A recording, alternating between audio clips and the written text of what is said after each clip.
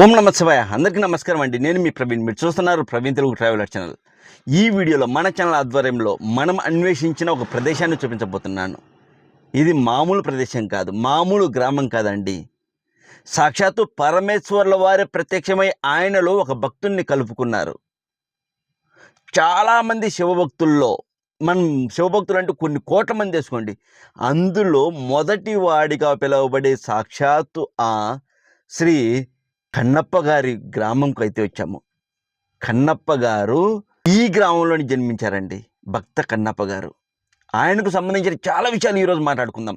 అంతేకాదు ఈ గ్రామాన్ని చూపిస్తాను. అంతేకాదు భక్త కన్నప్ప స్వామి గారు అనకంటే స్వామి అనడమే బాగుంటుంది. ఎందుకంటే ఆయన మహాపురుషుడండి. సాక్షాత్తు పరమేశ్వర్ల వారే ఆయన్ను హక్కును చేర్చుకున్నారు. ఇంకా అంతకంటే మహాభాగ్యం ఏముంటుంది. సో భక్త కన్నప్ప స్వామి జన్మించినటువంటి ఊరి దగ్గరే ఉన్నాను నేను.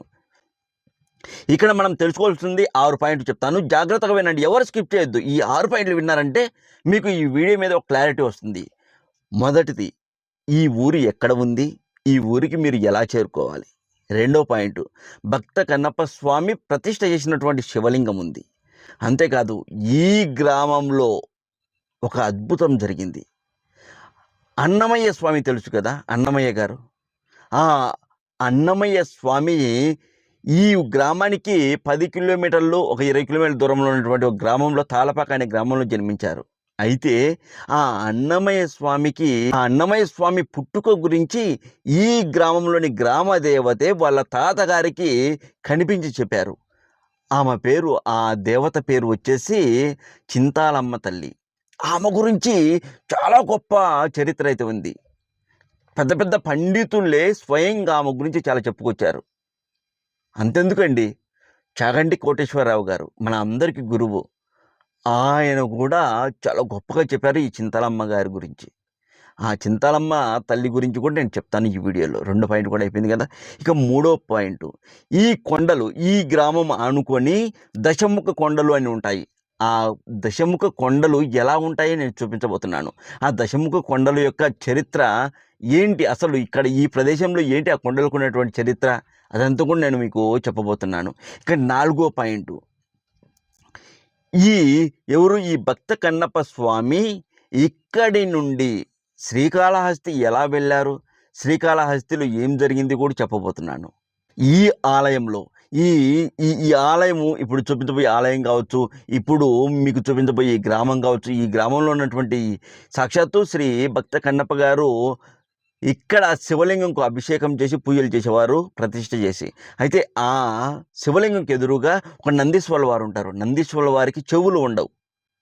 మరి ఆ చెవుల్లో రంధ్రాలు ఉంటాయి, మరి చెవులు ఉండవు. ఎందుకు ఆ చెవులను అలాగే వదిలేశారో కూడా నేను మీకు చెప్పబోతున్నాను. ఆ చెవుల్లో, ఆ రంధ్రాల్లో ఏం పెడతారో తెలుసా? ఇలా చెప్పుకుంటూ పోతే చాలా విషయాలు ఉన్నాయి. ప్రతిదీ కూడా నేను వివరిస్తాను. ఎవరు స్కిప్ చేయదు, పూర్తిగా చూడండి. చివరి పాయింట్ దగ్గర నుంచి వద్దాం మనం. ఈ ఆలయంలో నందీశ్వరుల వారికి చెవులకు బదులుగా రంధ్రాలు ఉంటాయి. ఆ రంధ్రాల్లో చెక్క పెడతారండి. అంటే ఇక్కడ ఉన్నటువంటి నందీశ్వరుల వారికి చెక్క చెవులు అని పిలుస్తారు. ఇలాంటి నందిని మీరు ఎప్పుడు చూసి ఉండరు కదా. చూడండి, చూపిస్తున్నాను. చెక్క చెవుల నంది అని పిలుస్తారు. అలాగే నందీశ్వరుల వారికి ఎదురుగానే శివలింగం ఉంటుంది. సాక్షాత్తు భక్త కన్నప్ప స్వామి ప్రతిష్ఠ చేసినటువంటి శివలింగంగా చెప్తారు. మరికొంతమంది భక్త కన్నప్ప స్వామి ప్రతిష్ఠ చేసినటువంటి శివలింగంకు పగులు రావడంతో ఆ శివలింగం బయట ప్రతిష్ఠ చేసి ఈ ప్రదేశంలో వేరే శివలింగం ప్రతిష్ఠ చేశారు కొన్ని ఏళ్ల క్రితము అని చెప్తారు. సో మొత్తానికైతే సాక్షాత్తు భక్త కన్నప్ప స్వామి పూజలు చేసినటువంటి గర్భాలయం. ఓకేనా. అందరూ కూడా ఒకసారిగా ఇక్కడ ఉన్నటువంటి శివలింగంకు నమస్కరించుకోండి. అలాగే భక్త కన్నప్ప గారు ప్రతిష్ఠ చేసినటువంటి శివలింగం బయట ఒకటి పెట్టారు. ఆ శివలింగాన్ని కూడా నేను మీకు చూపిస్తున్నాను. అందరూ ఒకసారి దర్శించుకోండి. ఇక ఇప్పుడు మీరు చూస్తున్నటువంటి ఈమె పేరు చింతాలమ్మ తల్లి. ఈ చింతాలమ్మ తల్లి యొక్క చరిత్ర ఏంటంటే, ఈ గ్రామంలో, ఈ ఊటుకూరు అనే గ్రామం, మర్చిపోయాను మెయిన్ విషయం చెప్పడం. ఒకప్పుడు ఈ ఊరిని ఉడుమూరు అని పిలిచేవాళ్ళు. ఆ తర్వాత ఉడుమూరు వెళ్ళి ఈ గ్రామం చుట్టూ కూడా 10 ముఖాల కొండలు ఉండడంతో, పర్వతం ఉండడంతో ఈ ఊరిని దశముఖ కొండల గ్రామం అని పిలిచేవారంట. ఆ గ్రామం మధ్యలో ఉంటుంది కాబట్టి దశముఖ కొండల గ్రామంగా ఇప్పుడు ఊటుకూరుగా మారింది. ఈ ప్రదేశంలో అన్నమయ్య స్వామి తెలుసు కదా, అన్నమయ్య స్వామికి తాతగారు. అప్పట్లో ఆయన చిన్నపిల్లవాడు, అన్నమయ్య గారు కాదు, వాళ్ళ తాతగారు చిన్నపిల్లవాడిగా ఉన్నప్పుడు ఈ గ్రామ దేవత చింతాలమ్మ తల్లి గ్రామంలో రాత్రి సమయంలో తిరుగుతుంది అని విన్నారంట ఆయన చెవులతో. అయితే ఆయన ఈ ఊటుకూరులో చదివించడానికి వాళ్ళ నాన్నగారు వదిలేశారు ఇక్కడ. ఓకే, వదిలేస్తే నారాయణయ్య అనుకుంటా ఆయన, ఎవరు అన్నమయ్య స్వామి యొక్క తాతగారి పేరు. ఆ నారాయణయ్యను ఇక్కడ వదిలిస్తే ఈయనకు చదువు అవ్వడం లేదంట. ఇంటికి వెళ్తే వాళ్ళ నాన్నగారు తిడతారు, ఇక్కడ చూస్తే ఉపాధ్యాయులు కొడుతున్నారు చదువు రావట్లేదని. ఏం చేయాలి దేవుడు అన్నప్పుడు ఇట్లా అమ్మవారు తిరుగుతూ ఉంటారు. అంతేకాదు తెల్లవారుజామున ఒక పెద్ద పాము పుట్టలో నుంచి బయటకు వస్తుంది అని చెప్పారట ఆ అమ్మవారు ఉన్నటువంటి ఆలయం పక్కన. అయితే ఈయన చనిపోదాము అనేసి ఆ పుట్ట దగ్గరికి వెళ్ళి, అంటే చదువు రావట్లేదని భయపడుతూ, చనిపోతే ఏ ప్రాబ్లమ్స్ ఉండవు కదా అనుకున్నారు, ఆ పుట్టలో చేయి పెట్టారంట. కానీ పాము కరవలేదు, కానీ అమ్మవారు ప్రత్యక్షమయ్యారు. ఏమిరా నాన్న, ఏంటి నీ పరిస్థితి అని అడిగినప్పుడు, నాకు చదువు రావట్లేదు తల్లి, అందుకు నేను చనిపోదాం అనుకుంటున్నాను అని చెప్పారంట అమ్మవారికి. ఆ అమ్మవారు ఈ అమ్మవారికి చెప్పారంట. అప్పుడు అమ్మవారు, నన్ను చింతాలమ్మ తల్లి అని పిలుస్తారు నాయన, ఈ గ్రామ దేవతను నేను, నువ్వు మరణించడానికి ఆస్కారం లేదు. ఎందుకంటే నీ వంశం తరించబోయే ఒక బాలుడు, ఒక గొప్ప వ్యక్తి మీ వంశంలో జన్మించబోతున్నారు. ఆయన పేరు అన్నమయ్య అని పేరు వస్తుంది అని ఆయనకైతే వరం ఇవ్వడం జరిగిందండి. అంటే జన్మించాలంటే ఈయన బతికి ఉండాలి కదా, ఇలా తాతగారు, వంశం అభివృద్ధి కావాలి కదా, అలా చెప్పి పంపించారంట. అందుకే ఇక్కడ చింతాలమ్మ తల్లి, ఈ గ్రామ దేవత ఇప్పటికీ రాత్రి సమయంలో ఈ గ్రామంలోని ప్రజలకు అప్పుడప్పుడు కనిపిస్తూనే ఉంటుంది. అంత గొప్ప అమ్మవారండి. అమ్మవారికి ఒకసారి నమస్కరించుకోండి. ఇక ఈ ఆలయంకు ఉన్నటువంటి పేరు ఏంటంటే కామాక్షి సమేత నాగలింగేశ్వర స్వామి. ఇప్పుడు మీరు చూస్తున్నటువంటి అమ్మవారి పేరు కామాక్షమ్మ తల్లి. కామాక్షమ్మ తల్లికి ఒకసారి నమస్కరించుకోండి. అలాగే నాగలింగేశ్వర స్వామి, ఇక్కడ ఉన్నటువంటి శివలింగంకు నాగలింగేశ్వర స్వామి. అలాగే మనం శ్రీకాళహస్తి వెళ్తే రాహుకేతు పూజలు మామూలుగా జరుపుకుంటూ ఉంటారు కదా, అక్కడ జరిపిస్తూ ఉంటారు. వెళ్ళిన వాళ్ళు రాహుకేతు పూజ చేయించుకుంటూ వస్తారు. ఆ రాహుకేతు పూజ ఈ గుడిలో కూడా చేయించుకుంటూ ఉంటారు. ఎందుకంటే ఇక్కడ రాహుకేతులను మనం చూడొచ్చు. ఇదిగో ఇక్కడ మండపంలో పైన, గర్భాలయంకు ముందు వైపున మండపంలో పైన రాహుకేతు సింబల్ అయితే ఉంది చూడండి. చాలా జాగ్రత్తగా గమనించండి. ఇక్కడ ఇలా ఎన్నో విశిష్టతలు ఉన్నాయి. ఈ గ్రామాన్ని చూపిస్తాను. ఇంకా ఇక్కడ ఉండేటివి కొన్ని నేను మీకు చెప్పని విషయాలు కూడా చెప్తాను, క్లియర్గా చూడండి. ఇక మన వీడియోలోకి అయితే వెళ్దాం. కుంకుమ పెడతారా అమ్మవారి దగ్గర? కుంకుమ పెట్టు, బొట్టు పెట్టు, ఒక పేపర్లో పెట్టు, పేపర్లో పెట్టి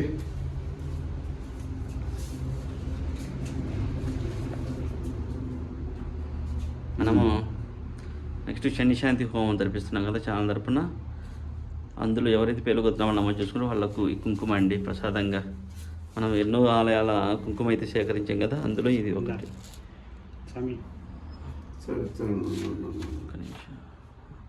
మడత పెట్టండి సార్.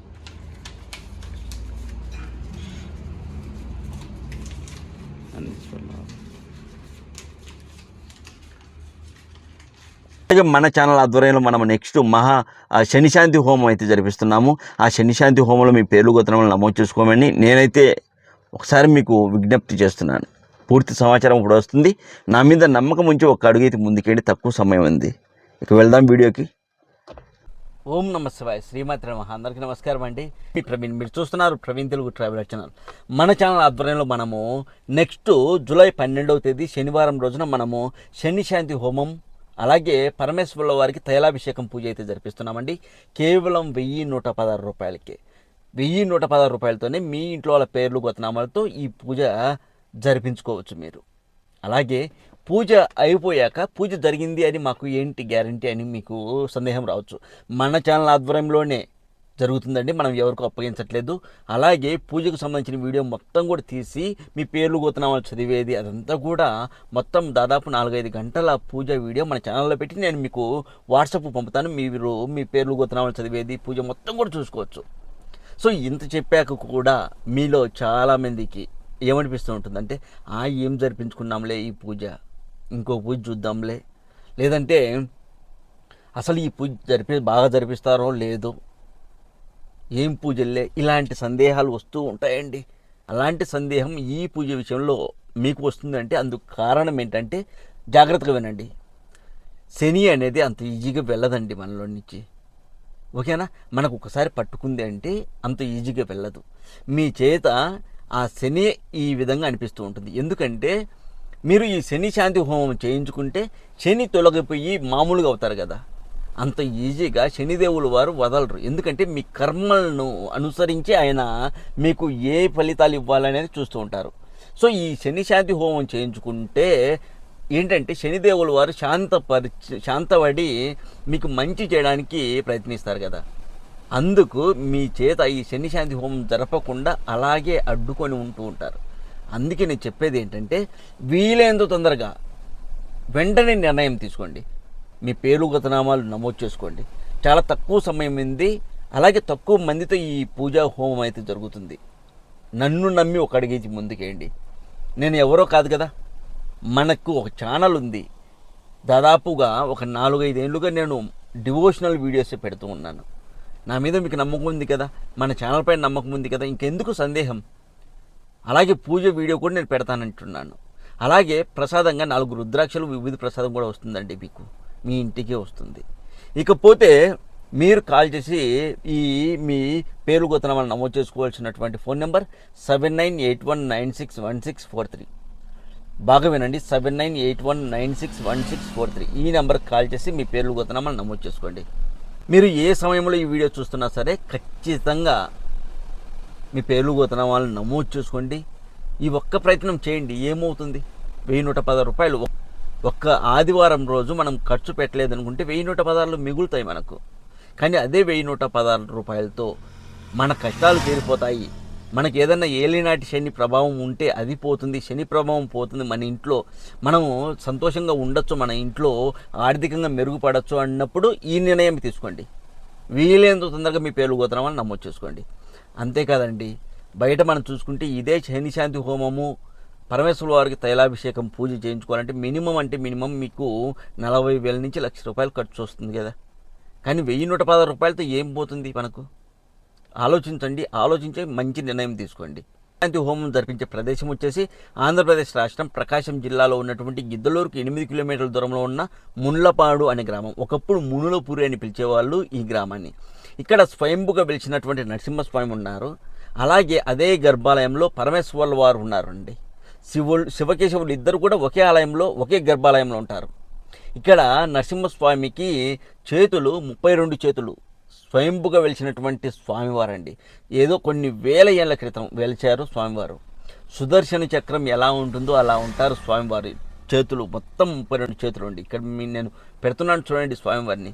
ఇలాంటి క్షేత్రంలో మీరు పూజ చేయించుకోవాలంటే నిజంగా అదృష్టం ఉండాలి. అంతేకాదు, ఈ క్షేత్రం ఆవరణంలోనే అంటే మండపం ఉంటుంది కదా, అక్కడ ఆ స్తంభాలకు నాగుల శిల్పాలు ఉన్నాయండి.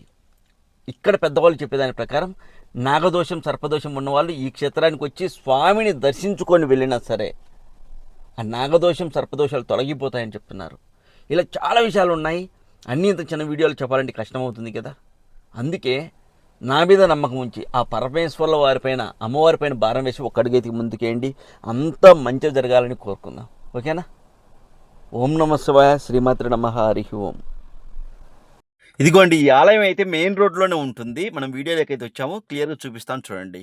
ఈ రోడ్డు మార్గం వచ్చేసి ఉన్నటువంటి ఈ ఊరి పేరు ఊటుకూరు అండి. రాజంపేట నుంచి ఒక 3 కిలోమీటర్ల దూరంలో అయితే ఊటుకూరు ఉంటుంది ఈ గ్రామం. ఈ గ్రామంలోనే భక్త కన్నప్ప గారు జన్మించారు.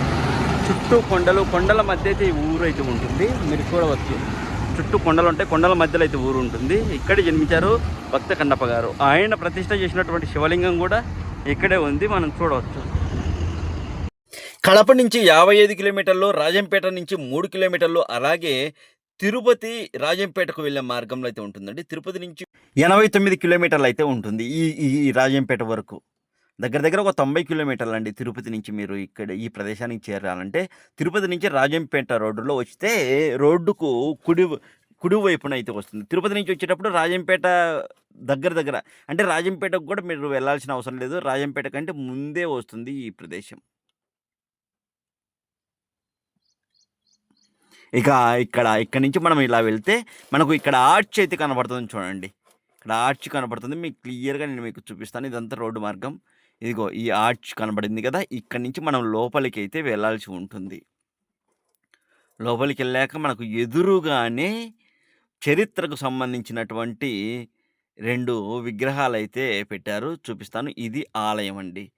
ఈ ఆలయంలో పరమేశ్వరుల వారు లింగ రూపంలో ఉంటారు. అలాగే కామాక్షమ్మ తల్లి ఉంటారు.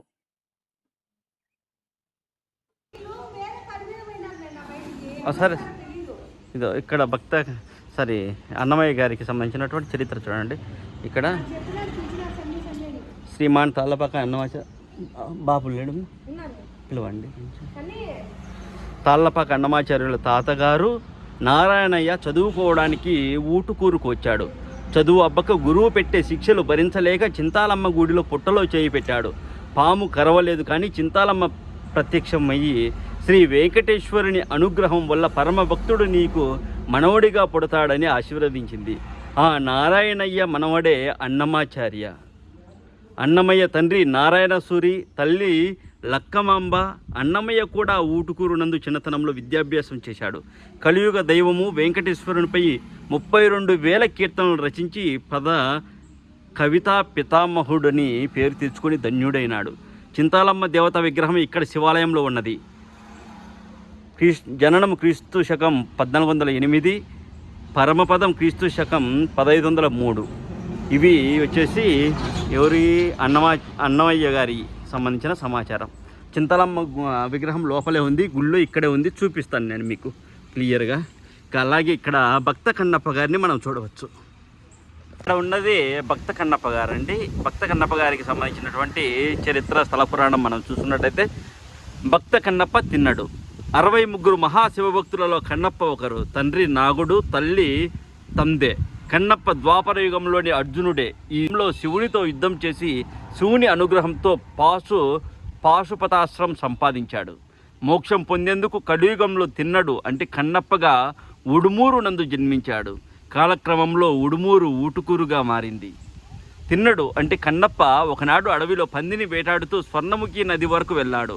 అక్కడ నేటి శ్రీకాళహస్తి దగ్గర శివలింగమును దర్శించి శివుని భక్తునిగా మారి పూజలు చేయుచుండెను. తర్వాత పరమశివునికి తన 2 కళ్ళను సమర్పించి తన భక్తిని చాటుకున్నాడు. ఆయన భక్తికి మెచ్చి శివుడు తిన్నని అంటే కన్నప్పకి మోక్షమిచ్చారు. మహాభక్తుడు కన్నప్ప ప్రతిష్ఠించిన శివలింగం ఇక్కడ శివాలయంలో ఉన్నది. ఆ శివలింగాన్ని కూడా నేను మీకు చూపిస్తాను. ఇదే ఆలయం. ఇదేనండి భక్త కన్నప్ప జన్మించినటువంటి ఊరు ఇది. చూపిస్తాను నేను క్లియర్గా. ఆలయం ఇదే ఆలయం.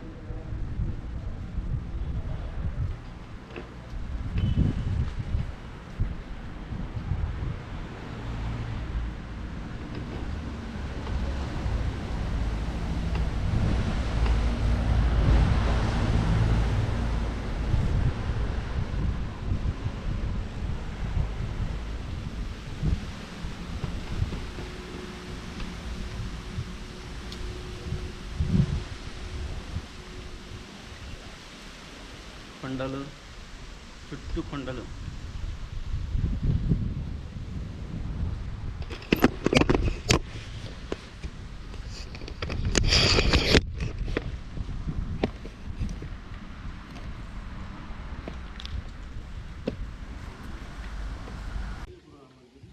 ఇక్కడ చూడండి, చుట్టూ కూడా కొండలు. దశముఖ పర్వతాలంటే ఇవి దశముఖ కొండలు అని పిలుస్తారు. మొత్తం 10 ముఖాలు కలిగినటువంటి కొండలు.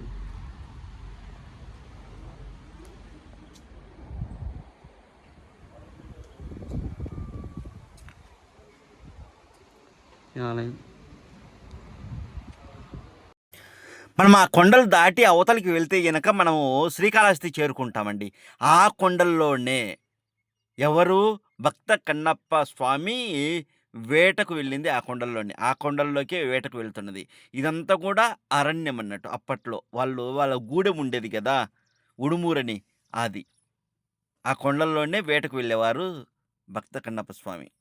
ఆలయం వచ్చేసి మెయిన్ రోడ్డుకు కొంచెం కింది వైపుగా ఉంటుంది. కిందికొచ్చాక కొంచెం లోతు అంటే లోతులో ఉంటుంది.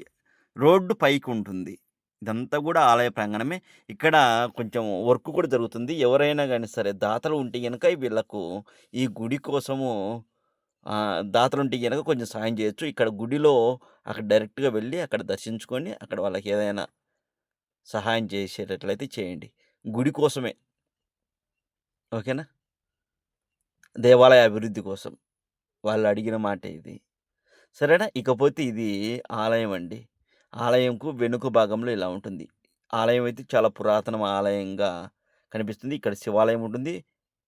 అటు సైడు అదో అక్కడ కనబడుతున్న ప్రదేశంలో కామాక్షి అమ్మవారు ఉంటారు ఆ గర్భాలయంలో. లోపల వైపు కూడా చూపిస్తాను. ఇకపోతే ఎవరు స్వామివారు ఇక్కడున్నటువంటి శివలింగంను భక్త కన్నప్ప స్వామి ప్రతిష్ఠ చేశారని, అయితే ఈ పగుళ్ళు రావడంతో ఆ శివలింగం తీసుకొచ్చి ఇక్కడ ప్రతిష్ఠ చేశారని చెప్తారు. లోపల ఉన్నది మళ్ళీ శివలింగం తయారు చేయించి ప్రతిష్ఠ చేసినట్లుగా చెప్తారు. ఇక్కడ నందీశ్వరుల వారిని కూడా మనం చూడొచ్చు. చాలా అందంగా ఉన్నారు కదా బయట వైపు. అవి పురాతనమైనటివి. ఇక్కడ శివలింగం కూడా పురాతనమైనటువంటి శివలింగం. ఓకే. ఈ ఆలయ ప్రాంగణం అండి ఇదంతా కూడా మీరు చూడవచ్చు. అలాగే అటువైపుకెళ్తే కన్నప్ప స్వామి సాక్షాత్తు ఆ పరమేశ్వరుల వారికి తన కళ్ళను అమర్చడము అదంతా కూడా మనం చూడొచ్చు. వెళ్దాం పద. ఇక్కడ చూడండి శ్రీ కన్నప్ప స్వామికి ఆ పరమేశ్వరుల వారికి కంటి నుంచి రక్తం వస్తున్నప్పుడు తన కళ్ళను అమరుస్తున్నటువంటి దృశ్యము మనం చూడవచ్చు. ఇక్కడ గుడికి పైనే ఉంటుంది. అది చూడండి. చాలా చక్కగా అయితే మీరు చూడవచ్చు. గుడికి వెనుక భాగంలో కొండలు కనిపిస్తున్నాయి. అలాగే ఈ గ్రామం కూడా చూపిస్తాను. ఇదిగోండి ఈ గ్రామం కూడా చూడండి ఇలా ఉంటుంది. ఒక చిన్న గ్రామం, పెద్ద గ్రామం ఏం కాదు. ఊటుకూరు అనేది చిన్న గ్రామం. ఒకప్పుడు ఇదంతా కూడా ఉడుమూరు అని పిలిచేవారు ఈ ఊరిని. చూశారు కదా. యాక్చువల్లీ డ్రోన్ ఉంటే మనకు చాలా బాగుండేది. మనకు డ్రోన్ లేదు కదా, ఏం చేస్తాం. డ్రోన్ రిపేర్ ఉందండి. దానికి మళ్ళీ దగ్గర ఒక 15,000 దాకా ఖర్చు అవుతుందంటే మొత్తం పడిపోయింది. మొత్తం ఏ పాటుగా పాటు విడిపోయింది. అదంతా బిగియాలంటే 15,000 అడిగారు. ఇంకా సరేలే అనేసి మన దగ్గర డబ్బులు లేనప్పుడు ఎందుకులే అనేసి నేను కూడా సైలెంట్గా ఉన్నాను. ఇదే ఆలయం చూడొచ్చు మీరు. ఇది ఆర్చ్. ఇక్కడి నుంచి మనం లోపలికి వెళ్ళేది. ఇక లోపలికి వెళ్ళి లోపల ఎలా ఉంటుంది ఏంటి అని మనం చూద్దాం పదండి. ముందుగా మనం దేవాలయం చూసుకుంటే బయట వైపు ఇలా ఉంటుంది. లోపలికి వెళ్దాం రండి.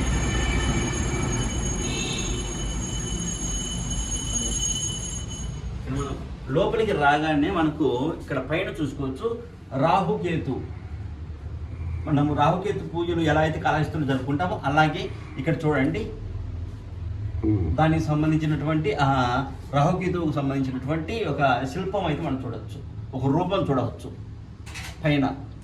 అలాగే మెయిన్ గేట్ ఎదురుగానే కామాక్షి తల్లి అయితే ఉంటారు, అమ్మవారు ఉంటారు. కామాక్షి అమ్మవారు చూడొచ్చు. మనం అమ్మవారిని కూడా చూడొచ్చు.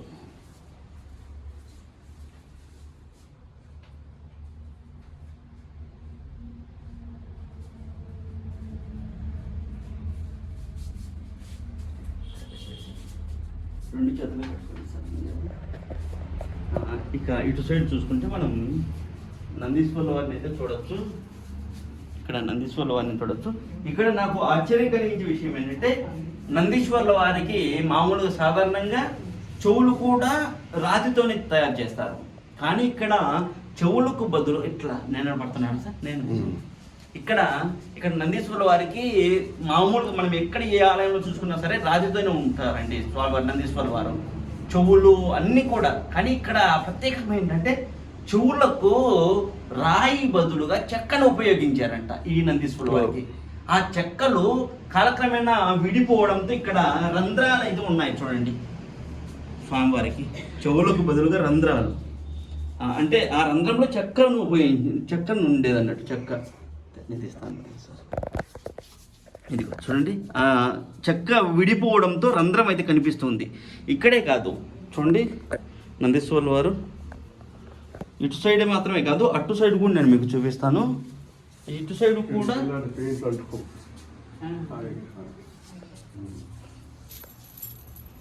ఇదిగోండి చెక్క.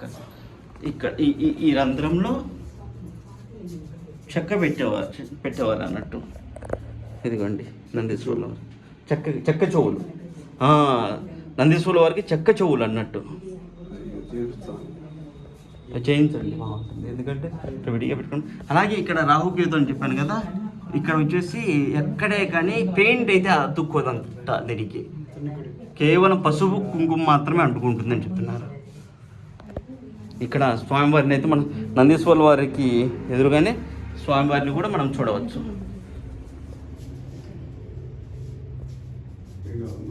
భక్త కన్నప్ప గారు పూజలు చేసినటువంటి శివలింగం అండి.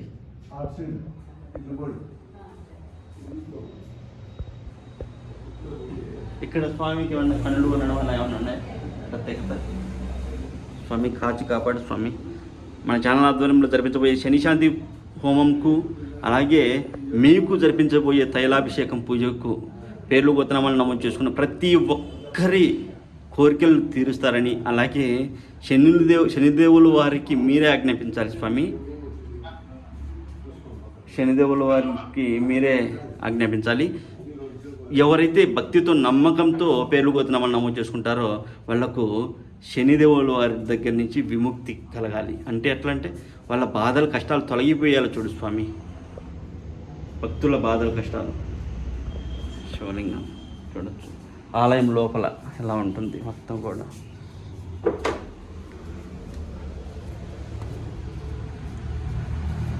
శాసనం కూడా చూడవచ్చు. ఈ శాసనంలో అయితే పూర్వం అంటే అంతకుముందు ఇక్కడ శివలింగం సంబంధించిన సమాచారం మొత్తం కూడా ఇందులో ఉంటుంది. ఇక్కడ శాసనం అయితే మనం చూడవచ్చు. శుభమస్తు.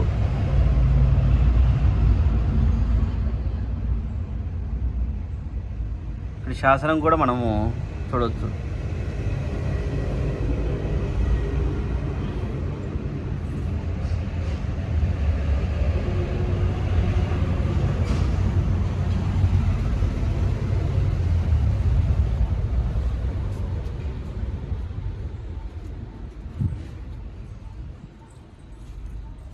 అటు సైడ్ ఇటు సైడ్ రెండు సైడ్లు అయితే శాసనం అయితే ఉందండి.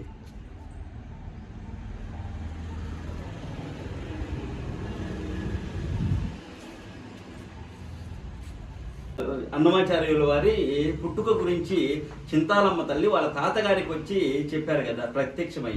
ఆ అమ్మవారు ఈమెనండి. ఈమె దగ్గర పుట్ట ఉన్నటువంటి ఆ పుట్టలు చేయి పెడితేనే అమ్మవారు ప్రత్యక్షమయ్యారు. ఈమె చింతాలమ్మ తల్లి, ఈ అమ్మవారే.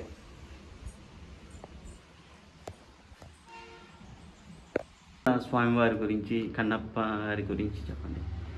అదే భక్త కన్నప్ప మూడు, కానీ భక్త కన్నప్ప ఇక్కడ ప్రతిష్ఠ విగ్రహం కూడా ఇక్కడనే శివలింగం కూడా ఉంది.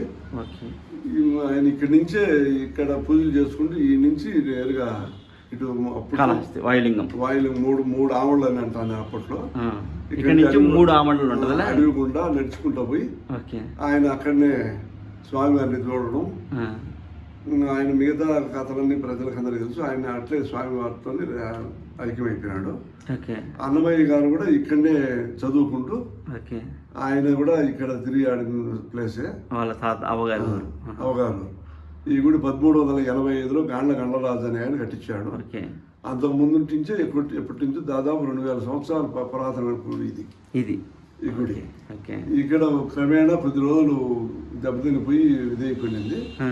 మళ్ళీ కొంతమంది పెద్దలు అందరూ కలిసి, గ్రామ పెద్దలు, నెక్స్ట్ అప్పట్లో సిఎండి విద్యాసాగర్ రెడ్డి అనే ఆయన, వీళ్ళందరూ కలిసి ఎవరు సహాయం కొద్దీ గుడిని ఇంప్రూవ్మెంట్ చేసుకుంటూ ఇప్పుడు మంచి స్థితికి వచ్చింది. ప్రతి సంవత్సరం కళ్యాణం భక్త కన్నప్ప గారిది ఈ ఊరు అంతే కదా, ఊటుకూరు. అప్పుడు ఏమని పిలిచేవాళ్ళు ఈ ఊరిని? ఉడుమూరు. ఉడుమూరు. ఉడుమూరు అని పిలుస్తున్నారు. అప్పుడు పెరిగే ఒక ఆయన తమిళనాడు నుంచి, కోయంబత్తూరు నుంచి ఒక స్వామి వచ్చి, ఆయన డిస్ట్రిక్ట్ ఆఫీసర్గా ఉన్నాడు. ఆయన 62 మంది శివభక్తులను ఈ ఉండలో ఈయన మొదటి వాడు భక్త కన్నప్ప. ఇది జన్మస్థానం ఎక్కడ అని తెలియక ఆయన దాదాపు 2005లో 2 సంవత్సరాలు రీసెర్చ్ చేసి అప్పట్లో ఇక్కడ రైల్వే స్టేషన్ దగ్గరగా అదే పురాతన శాస్త్రాల ప్రకారం చూసుకొని ఈ ఉడుమూరు అనేది ఊటుకూరుగా మారింది కాబట్టి స్వామి ఇక్కడనే జన్మించాడని ఆయన డిక్లేర్ చేశాడు, కన్నప్ప స్వామి, భక్త కన్నప్పను. వారి ద్వారానే మాకు ఈ గ్రామ పెద్దలు కూడా తెలుసు. అంతకుముందు భక్త కన్నప్ప ఇక్కడ వాడని మాకు తెలియదు. వాళ్ళ ద్వారానే ఆ పెరిగే పురాణం ద్వారా వాళ్ళు చదువుకొని ఆయన పళని స్వామి అని ఆయన పేరు, ఆయన ద్వారానే మాకు ఈ గ్రామం. కొండలను ఏదో అని పిలుస్తారండి ఈ చుట్టుపక్కల దశముఖ గుడి, ఇది కొండలు, దశముఖ కొండలు మొత్తం 10 ముఖాలు కలిగిన కొండల, 10 తలలతో ఉన్నట్టు కొండలకు ఒక్కొక్క కిందనే అప్పుడు ఒక పెద్ద సెలయేరు ఉండింది. ఆ సెలయేరును మళ్ళీ బ్రిటిష్ వాళ్ళ ద్వారా ఏదో అంతకుముందే దాన్ని ఒక ఏరుగా తయారు చేసి దాన్ని పోల్చెరువులే కలిపేశారు. అందువల్ల ఈ గ్రామం ఇంత పేరు ప్రతిష్ట రావడానికి కారణం అది. మా గ్రామంలో ఎక్కడి నుంచి అక్కడి నుంచి తమిళనాడు నుంచి కూడా కొంతమంది సంవత్సరానికి ఒక తూరు వచ్చి ఇక్కడ స్వామి వారికి పూజలు చేసుకుంటారు. ఇక్కడ ఉన్నటువంటి శివలింగం చాలా పవర్ఫుల్ శివలింగం. చుట్టుపక్కల ఎక్కడెక్కడి నుంచి కూడా ప్రతి సంవత్సరం కార్తీక మాసాల్లో కానీ మామూలు కళ్యాణాలు కానీ బ్రహ్మాండంగా జరుగుతాయి. ప్రతి సోమవారం రోజు 2-3 అభిషేకాలు కూడా జరుగుతాయి. మధ్యలో పిల్లల గురించి కానీ మంచి మంచి పూజలు బాగా జరుపుతుంటారు. ఇది చరిత్ర. ఆల్మోస్ట్ సమాచారం మొత్తం కూడా అందించాను అనుకుంటున్నాను. ఒకవేళ ఏదైనా మిస్ అయితే కనుక మీరు కామెంట్లో అడగండి, నేను సమాధానం అయితే చెప్తానండి. ఓకేనా? అలాగే పరమేశ్వర్ల వారితో మీకున్నటువంటి అనుభూతిలు ఏమైనా ఉంటే, మీకు కళలు రావడం ఇలాంటివి ఉంటాయి కదా, అలాంటివి కూడా మీరు కామెంట్లో చెప్పండి. మీకు వచ్చిన కళకు సంబంధించి ఏదైనా సమాచారం నాకు తెలిసిందంటే నేను రిప్లై పెడతాను. లేదంటే డైరెక్ట్గా నాకు వాట్సాప్లో మీకు వచ్చిన కళను చెప్పినా కూడా ఏమై ఉంటుందో అంటే నాకే తెలుసు అని నేను చెప్పను. అంటే ఏదైనా నాకు తెలిసింది ఉంటే చెప్తానండి. ఓకేనా? కింద వీడియో కింద కామెంట్లో పెట్టచ్చు. సరేనా? ఇది లోపల వైపు, ఆలయం లోపల వైపు. ఈ వీడియోకి లైక్ కొట్టండి. అలాగే ఇప్పటివరకు మన ప్రవీణ్ తెలుగు ట్రావెలర్ ఛానల్ని సబ్స్క్రైబ్ చేయని వాళ్ళు ఎవరైనా ఉంటే ఇప్పుడే సబ్స్క్రైబ్ చేయండి. ఒక 10,000 లైక్స్ వస్తాయా? ప్రతి ఒక్కరికి నా ఈ వీడియోని వాట్సాప్లో షేర్ చేస్తే ఇంకా అంతకంటే మహాభాగ్యం ఏముంటుంది నాకు చెప్పండి. వ్యూస్ రావట్లేదండి, ఏం చేయాలో అర్థం అవ్వట్లేదు. దేవాలయాలు తిరగడానికి డబ్బులు కూడా రావట్లేదు. అలాంటి పరిస్థితుల్లో ఉంది మన ఛానల్.